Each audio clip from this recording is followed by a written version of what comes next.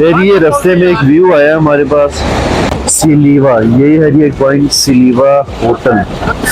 और यहाँ पे ये ग्लेशियर का पानी आ रहा है और यकीन माने शोर इतना ज्यादा और ठंड इतनी ज्यादा है, बहुत बहुत बहुत ज्यादा ठंड आ रही है इस तरफ। ये सारी बर्फ निकल के आ रही है और हो सकता है माइक में आवाज भी ठीक ना आए, लेकिन सर्दी बहुत है यहाँ पे, कमाल का व्यू है।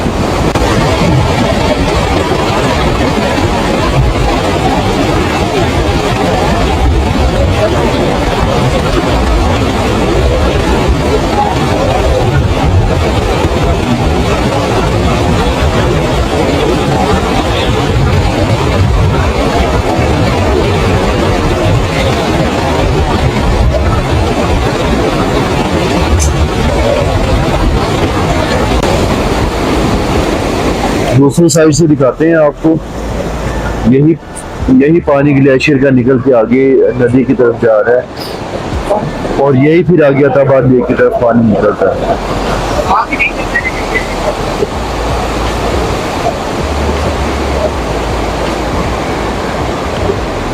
ये जी नीचे का व्यू,